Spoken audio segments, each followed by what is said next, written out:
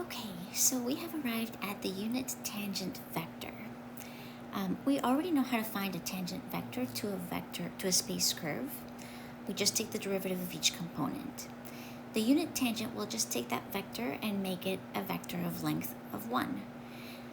One of the important things about this vector is that, well, it has length 1, so that's important, but it also will tell us the direction of the curve, the direction in which the curve is headed.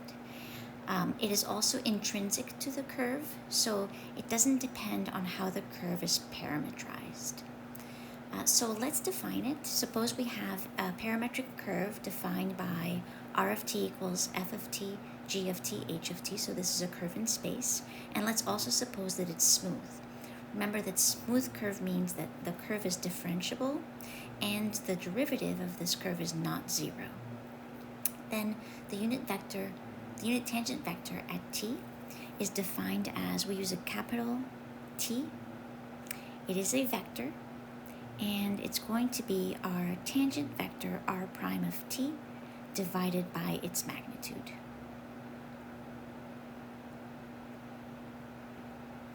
Just like we always find our unit vectors.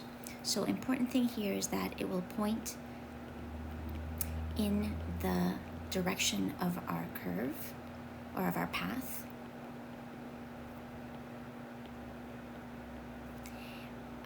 And it is a quality that is intrinsic to the curve. Oops. And that means that it doesn't depend on the curve's parametrization. We will talk more about this when we talk about the T and B frames, but so it's intrinsic to the curve. We will get the same unit tangent vector no matter what parametrization we're using. So let's do a quick example.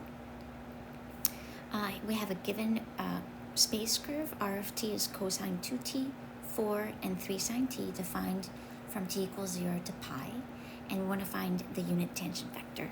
So we'll start by taking the derivative of this vector function. So r prime of t, and remember we can take derivatives term by term.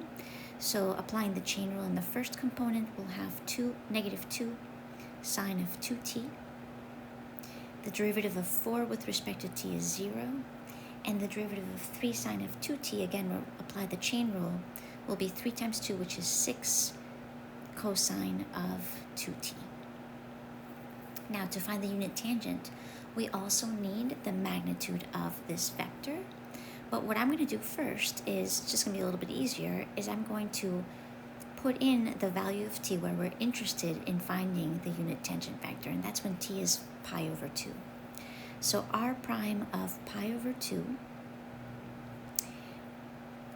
will be negative 2 sine of 2 times pi over 2, which is pi, 0, and 6 cosine of 2 times pi over 2, which is pi, and this is equal to sine of pi is 0, so that's negative 2, 0, and cosine of pi is negative 1, so this gives us a negative 6. Now that we have our tangent vector, oops, not negative 2 for the first term, I said 0 and I wrote negative 2. Sine of pi is 0, so this is 0. Sorry about that. Now we can find the magnitude of our tangent vector at pi over 2. And then we have everything that we need to write down the unit tangent vector.